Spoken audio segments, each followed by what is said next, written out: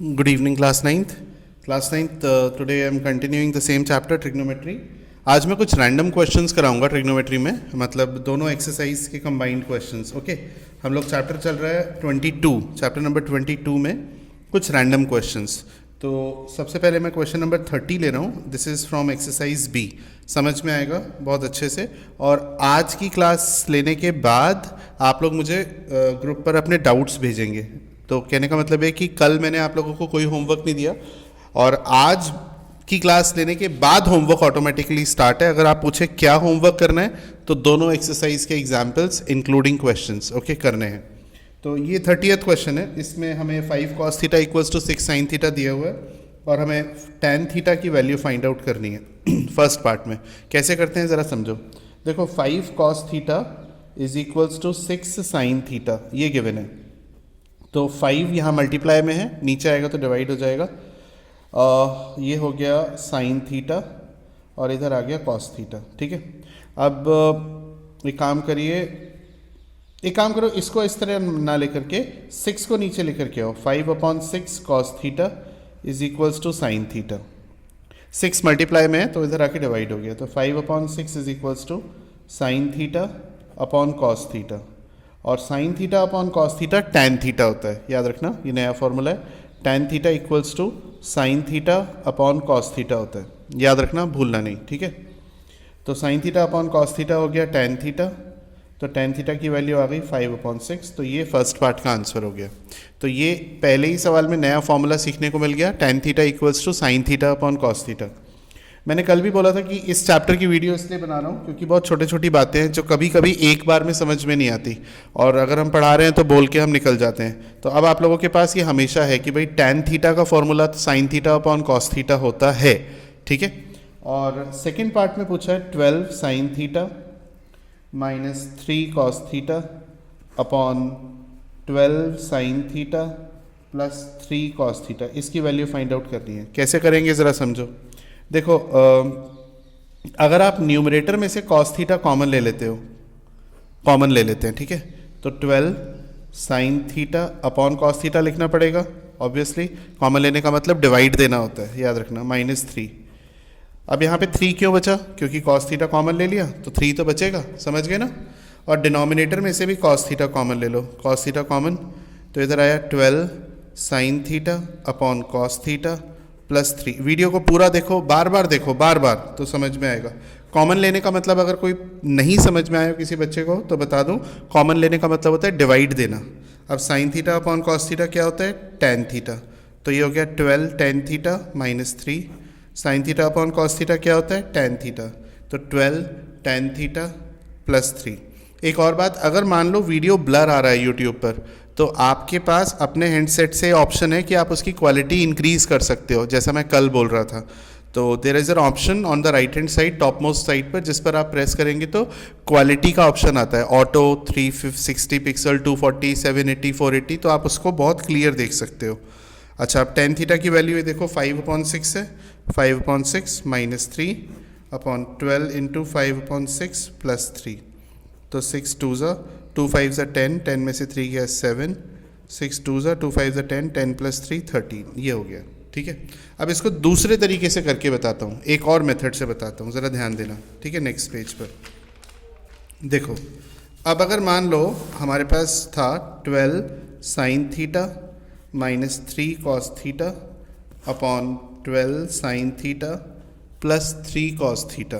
ठीक है, अब मैं कॉमन नहीं ले रहा. क्यों नहीं ले रहा? क्योंकि हो सकता है किसी बच्चे को ना समझ में आया हो कॉमन लेना, एक आध को, तो उसका भी एक सब्सटीट्यूट है, दूसरा तरीका है. देखो tan थीटा की वैल्यू 5/6 है, यानी कि परपेंडिकुलर अपॉन बेस.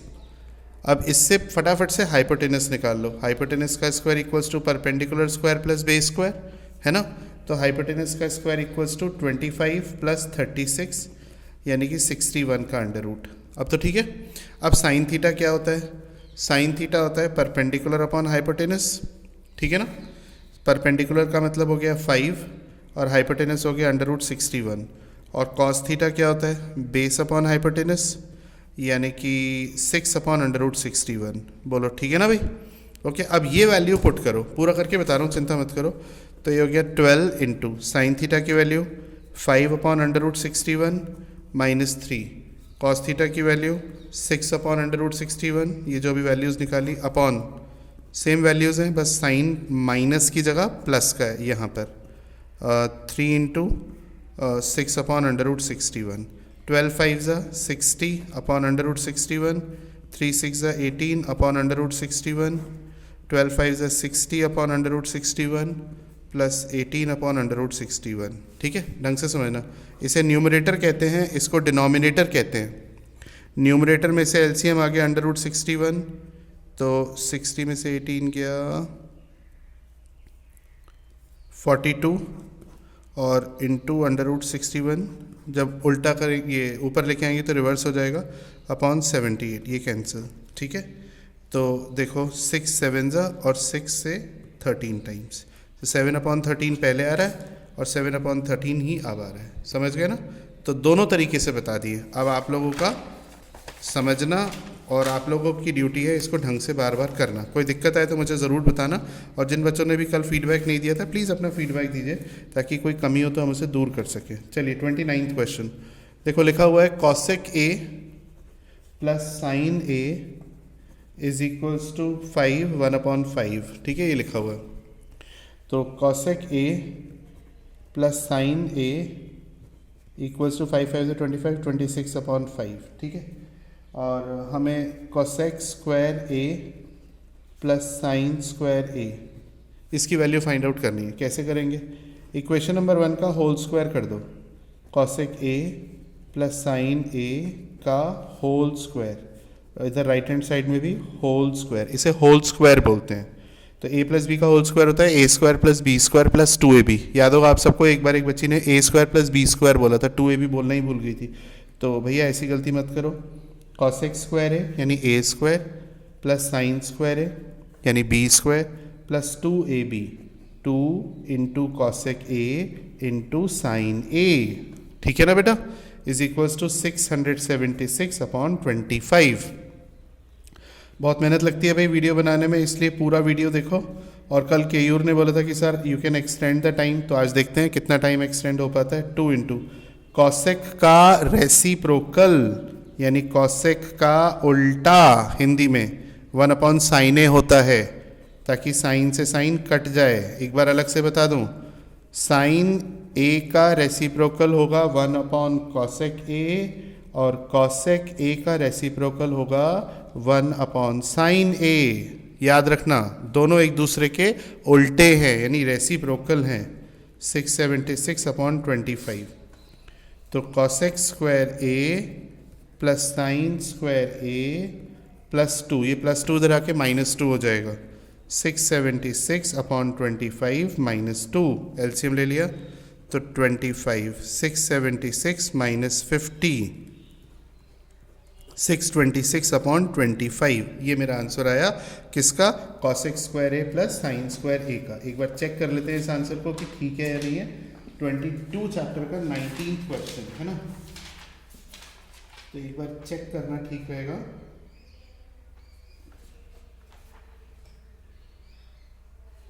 यस, तो करेक्ट आंसर है। नेक्स्ट क्वेश्चन पर आते हैं। 30th हो गया, 29th हो गया। तो ये रैंडम क्वेश्चंस ले रहा हूँ आज मैं। अब इसके बाद ज़रा देखो 28th क्वेश्चन। 28th क्वेश्चन में ये आपको अब सिमिलर लगने लगेंगे, देखना, और आप लोगों को अब बहुत अच्छा समझ में आएगा। 5 cos theta is equals to 3 ये दिया हुआ है, तो इससे cos थीटा की वैल्यू निकाल ली आपने कितनी? 3/5। यहाँ लाइन खींच देता हूँ, ठीक है, तो इस पेज के इधर फिर इधर करूँगा। और आपको फाइंड आउट करना है cosec theta minus cot theta upon cosec theta plus cot theta, ये फाइंड आउट करना है। ठीक है, अब ये होता है बेस अपॉन हाइपोटेनस। तो पहले तो परपेंडिकुलर निकाल लो। हाइपोटेनस का square equals to perpendicular square plus base square से, है ना भाई। तो हाइपोटेनस का स्क्वायर हो गया आपका 5 का स्क्वायर 25, परपेंडिकुलर का स्क्वायर नहीं पता, बेस का स्क्वायर हो गया 9, 25 में से 9 गए 16, तो परपेंडिकुलर आ गया 4, क्योंकि 16 का अंडर रूट 4 होता है। ठीक है, अब अगर आपको कॉसेक थीटा ना पता हो तो टेंशन मत लेना, साइन थीटा निकाल लेना भाई। ठीक है, साइन थीटा होता है परपेंडिकुलर अपॉन हाइपोटेनस। परपेंडिकुलर हो गया 4 और हाइपोटेनस हो गया 5, तो कॉसेक थीटा साइन थीटा का उल्टा होता है, यानी 5/4, 4/5 का उल्टा 5/4, समझ गए ना। अगर आपको कॉट थीटा ना पता हो चिंता मत करना, टैन थीटा निकाल लो। Tan theta perpendicular upon base होता है, यानी 4/3। तो कॉट थीटा क्या हो जाएगा, इसका उल्टा, यानी 3/4, समझ गए। अब वैल्यू पुट कर दो बस। चलो अब वैल्यू कैसे पुट करेंगे, अपने पास लिखा है cosec theta minus cot theta upon same, बस प्लस का साइन है, ठीक है। कॉसेक थीटा की वैल्यू है 5/4, कॉट थीटा की वैल्यू 3/4, 5/4 प्लस 3/4, ठीक है। 4 एलसीएम ले लिया, 5 माइनस 3, 4 एलसीएम ले लिया, 5 प्लस 3, 4 से 4 कैंसिल, 5 में से 3 गया 2 और 5 प्लस 3 8, यानी कि 1/4, ठीक है। ऐसे करना है। चलो आगे बढ़ते हैं, अच्छे से पढ़िए, मन लगा के पढ़िए, और कोई भी दिक्कत हो तो मुझे बताइए, ठीक है। 30th हो गया, 29th हो गया, 28th भी हो गया। अब आते हैं 27th। 27th क्या कहता है भाई, ज़रा देखते हैं। लिखा हुआ है sec a is equals to √2। ये sec a दिया हुआ है। sec का उल्टा क्या होता है, cos। तो √2 के नीचे कुछ नहीं लिखा तो 1 लिख सकते हैं। तो cos a क्या होगा, sec का उल्टा, यानी कि 1/√2। ये बेस और ये हाइपोटेनस। फटाफट से पहले परपेंडिकुलर निकाल लेते हैं। तो परपेंडिकुलर निकालने के लिए हाइपोटेनस का square equals to perpendicular square plus base square, final. तो √2 का स्क्वायर यानी 2, परपेंडिकुलर हमें नहीं पता, बेस आ जाएगा भाई, बेस 1 है सॉरी, ठीक है। तो परपेंडिकुलर आ जाएगा, 2 में से 1 गया 1, और 1 का स्क्वायर रूट 1 होता है, ठीक है ना। अब क्या फाइंड आउट करना है, देखो 3 cot square a plus 2 sine square a divided by tan square a minus cos square a। सबकी वैल्यू निकाल लो और पुट कर दो। सारा खेल कैलकुलेशन का है। तो देखो बेटा, कॉट नहीं पता हो चिंता की बात नहीं है, tan निकाल लो। tan a perpendicular upon base, perpendicular क्या है 1 और बेस क्या है 1, यानी कि 1। साइन क्या होता है, परपेंडिकुलर अपॉन हाइपोटेनस। परपेंडिकुलर क्या है 1 और हाइपोटेनस क्या है √2। सब आ गया। चलो तो अगर tan की वैल्यू 1 है तो इसका मतलब cot की वैल्यू क्या होगी, 1 का उल्टा क्या होता है, 1 का उल्टा 1 ही होता है, ठीक है ना। चलो वैल्यू पुट कर दो, 3 इंटू कॉट स्क्वायर है यानी कि 1 का स्क्वायर, ओवर कॉन्फिडेंस में मत आना, स्क्वायर है तो कर लेना, प्लस 2 साइन की वैल्यू 1/√2 है, इसका स्क्वायर करेंगे तो 1/2 हो जाएगा। tan की वैल्यू 1 है, 1 का स्क्वायर 1 ही होगा। cos की वैल्यू ये लिखी 1/√2 तो 1/2, 2 से 2 कट के 1, तो 3 इंटू 1 यानी 3 प्लस 1, 1 में से 1/2 गया तो 1/2, 4/1/2, ये 2 ऊपर आ जाएगा, यानी कि 4 2 8। आंसर आया बेटा 8। चेक कर लेना, बाई चांस कोई कैलकुलेशन एरर हो तो कोई बात नहीं, मैं दोबारा करके बता दूंगा, ठीक है। नेक्स्ट क्वेश्चन पर आता हूँ। इसके बाद आते हैं 26 पर। ये एक फिगर का क्वेश्चन है, फिगर का क्वेश्चन भी कर लेते हैं, कोई दिक्कत नहीं। वैसे क्योंकि ऑनलाइन पेपर हो रहा है तो मुझे उम्मीद है कि थोड़ा लेवल डाउन रहेगा, 100% डाउन रहेगा, लेकिन फिर भी कर लेते हैं, कोई बात नहीं। ये x हो गया, ये पूरा 21 दिया हुआ है, ठीक है, ये पूरा 21 है, ये 20 है, ये 12 हो गया, ये y दिया है, ओके। तो पहले तो ADC ट्राइंगल में, ट्राइंगल ADC में पाइथागोरस थ्योरम लगा दो। AC का स्क्वायर इक्वल्स टू AD का स्क्वायर प्लस DC का स्क्वायर, यानी 400 is equals to 144 plus DC square, तो 256 is equals to DC square, तो DC आ जाएगा 16, ये आ गया 16। अब 21 में से 16 गया तो बचेगा कितना 5। अब ADB में पाइथागोरस थ्योरम लगा दो।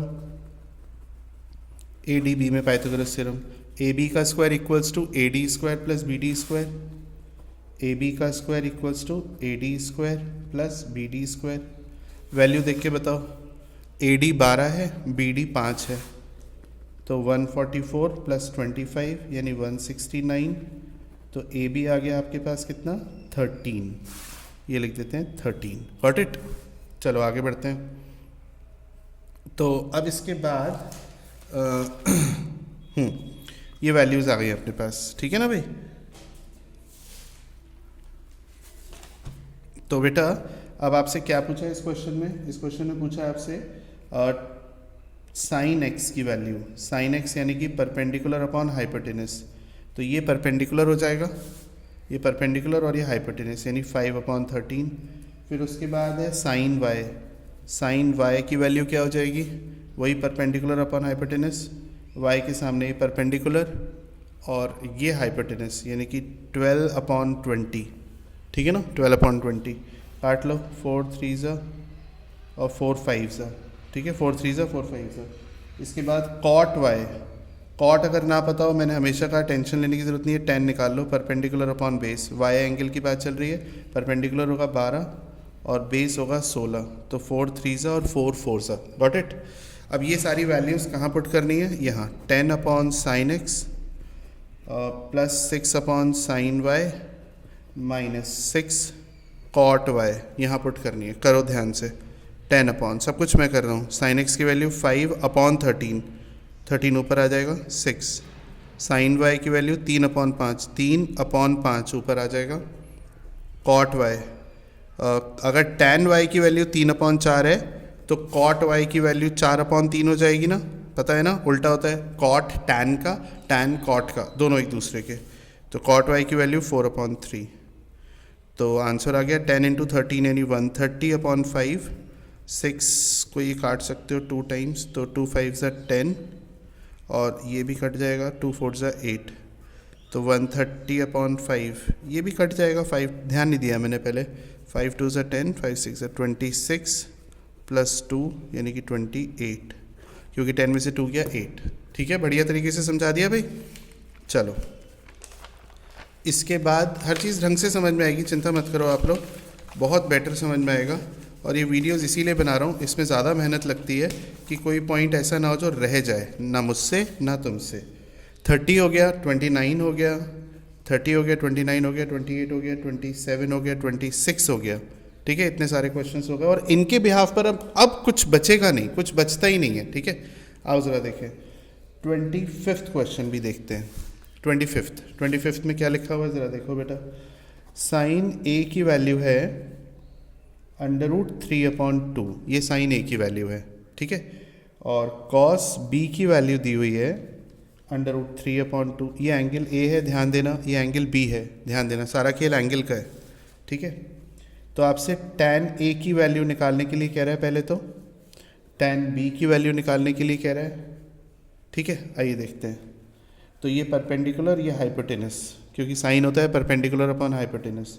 तो पहले हाइपोटेनस का square equals to perpendicular square plus base square. Hypotenuse का स्क्वायर हो गया 4, परपेंडिकुलर का स्क्वायर हो गया 3, बेस का स्क्वायर पता नहीं, 4 में से 3 गया 1, तो बेस आ गया 1, क्योंकि 1 का √1 होता है, गॉट इट। इसके बाद अब एंगल बी के लिए फिर से हाइपोटेनस का square equals to perpendicular square plus base square. Cos होता है आपका बेस अपॉन हाइपोटेनस, हाइपोटेनस का स्क्वायर 4, परपेंडिकुलर का स्क्वायर पता नहीं, बेस का स्क्वायर यानी √3 का स्क्वायर 3, 4 में से 3 गया 1, ये भी परपेंडिकुलर 1 आया। चलो ठीक है भाई। तो बच्चों tan ए की वैल्यू क्या हो जाएगी? परपेंडिकुलर अपॉन बेस, ये एंगल ए है तो ये एंगल ए के रेस्पेक्ट में निकलेगा, याद रखना, ओके। परपेंडिकुलर हो गया √3, बेस हो गया 1, यानी tan ए की वैल्यू हो गई सिर्फ √3, और tan बी की वैल्यू क्या होगी?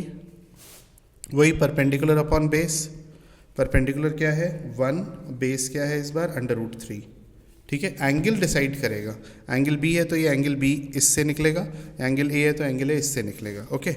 इसके बाद आगे देखो बेटा, tan ए हो गया, tan बी हो गया। अब आपसे पूछा है tan ए माइनस का tan B upon 1 plus tan A into tan B, ये है, ठीक है।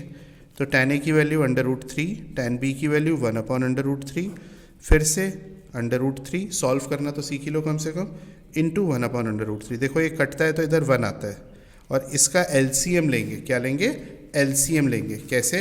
देखो समझना, एलसीएम आ गया √3, तो 1 से √3 कितनी बार जाएगा? √3 बार, √3 इंटू √3, 3 माइनस 1, और डिनोमिनेटर में 1 प्लस 1 यानी कि 2, तो 3 में से 1 गया 2 अपॉन √3, और डिवाइड हो रहा है 2 से, तो इनटू हो जाएगा 1/2।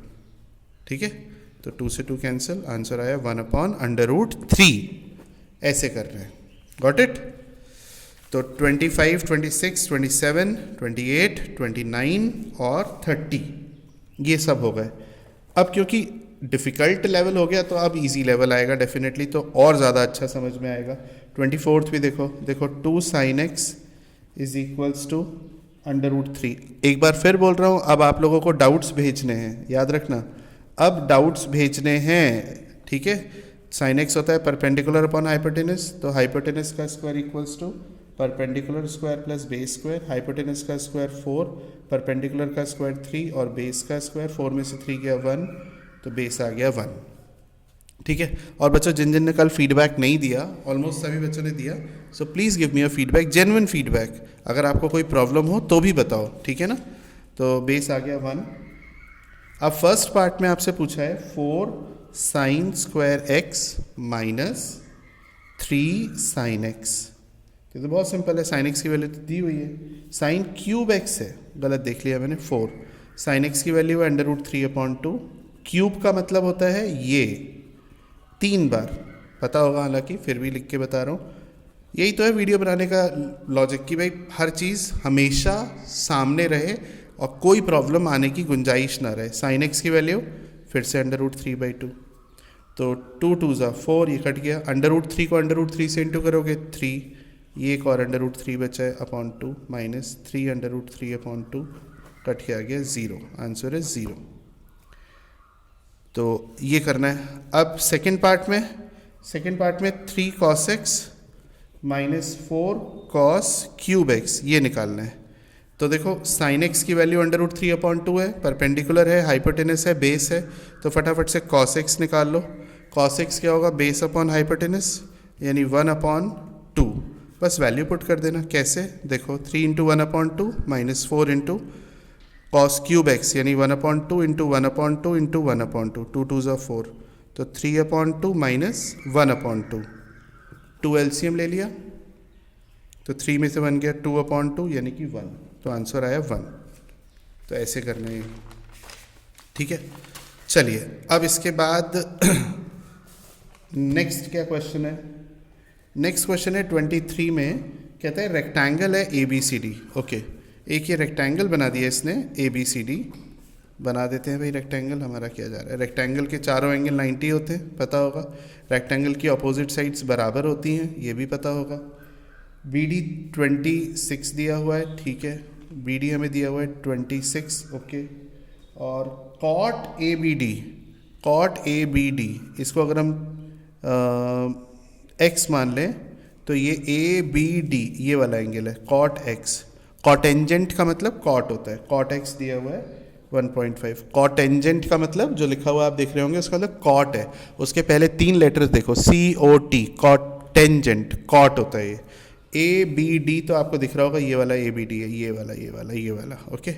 इसका डेसिमल हटा के 10 लिख लिया, 5 3 ज़ा 5 2 ज़ा 3/2 आ गया, ये कॉट x हो गया।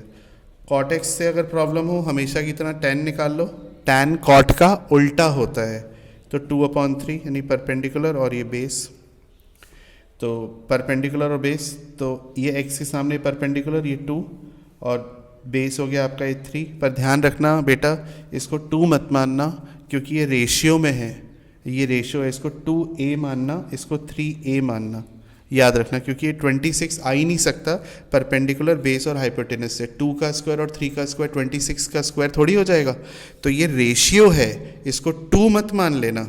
अभी तक आप कहोगे सर पहले तो आप मान लेते थे, पहले मान लेता था, सही बात है, क्योंकि वो ट्राइंगल नहीं था, एग्जैक्ट नहीं था हमारे पास, इस बार एग्जैक्ट पता है, तो इस चीज़ पर ज़रा ध्यान रखना। तो इसे 2a मानना, इसे 3a मानना। और अब पाइथागोरस थ्योरम लगाओ ट्राइंगल किसमें, ABD में लगाओ। 26 का square is equals to AB का स्क्वायर प्लस AD का स्क्वायर, ठीक है। तो 676 इक्वल्स टू 13a स्क्वायर, 13 से कितनी बार कट जाएगा, 13 5 ज़ा 65, 2 ज़ा, तो a आ गया √52। इसे लिख सकते हैं 4 × 13 यानी 2 √13, ये आ गया a। ओके, चलो अब आगे बढ़ते हैं, क्या पूछा है। एरिया और पेरीमीटर पूछा है, तो एरिया क्या हो जाएगा भाई, एरिया होता है लेंथ इंटू ब्रेथ, यानी कि 3a into 2a, 6a square. A square की वैल्यू है अपने पास कितनी, 52 डायरेक्ट। तो ये तो आ गया आपका सेंटीमीटर स्क्वायर में एरिया, मल्टीप्लाई कर देना 6 इंटू 52 का, बड़ी बात नहीं है। पेरीमीटर होता है 2 ब्रैकेट में l plus B, A B plus A D, तो 2 ब्रैकेट में 3a plus 2a, 3a plus 2a, यानी कि 2 इंटू 5a, यानी कि 10a। तो 10 इंटू a की वैल्यू है 2 अंडर रूट 13, यानी 20 अंडर रूट 13। Got it. तो इस तरीके से करने हैं क्वेश्चंस, ठीक है। चलो थक गए होगे, एक सवाल और देख लेते हैं। कल आप लोग कह रहे थे सर थोड़ा वीडियो, थोड़ा लेक्चर को और बड़ा कर दीजिएगा। तो sine a is equals to दिया हुआ है हमें कितना, कॉस a, और हमें वैल्यू फाइंड आउट करनी है 2 tan square a minus 2 sec square a plus 5 की, ये वैल्यू फाइंड आउट करनी है। अब देखो sine a is equals to cos a से क्या कर सकते हैं, sine a is equals to cos a लिखा है, इस कॉस को नीचे ले आओ, ठीक है। यहाँ पर अगर ये नीचे आएगा तो sine a upon cos a, इधर 1 बचेगा, इधर 0 मत कर देना, ओके। अगर इस तरीके से आता साइन a, कॉस को मैं इधर माइनस में लेकर के आता तब 0 बचता, ध्यान रखना इस पॉइंट को, ठीक है। तो साइन अपॉन कॉस होता है आपका tan a is equals to 1। अब 1 के नीचे 1 लिख सकते हैं, यानी कि ये परपेंडिकुलर अपॉन बेस हो गया ना। तो इससे हाइपोटेनस निकाल लो, hypotenuse square equals to perpendicular का square plus base square, okay. तो हाइपोटेनस का स्क्वायर इक्वल्स टू 1 प्लस 1, यानी कि अंडर रूट 2, ठीक। अब वैल्यू पुट कर दो, tan a की वैल्यू तो आई गई 1, सेक, अगर सेक नहीं निकालना आता, मुझे खुद नहीं आता, तो कॉस निकाल लो भाई। कॉस होता है बेस अपॉन हाइपोटेनस, ठीक है ना। Base is, what is the base? Base is 1 and the hypotenuse is under root 2. So this is the value of cos A. And what is sec A? You know the sec is reciprocal of cos. So what is sec A? इसका उल्टा यानी under root 2, ठीक है। अब value put कर दो, तो क्या लिखा हुआ है ये 2 tan स्क्वायर A, यानी 2 इंटू tan स्क्वायर A का मतलब tan A की वैल्यू 1 है, तो 1 का स्क्वायर 1 होगा, माइनस 2 sec स्क्वायर A, सेक ए की वैल्यू अंडर रूट 2, तो अंडर रूट 2 का स्क्वायर 2 प्लस 5, 2 माइनस 4 प्लस 5, तो 5 में से 4 गया 1, 1 प्लस 2 3।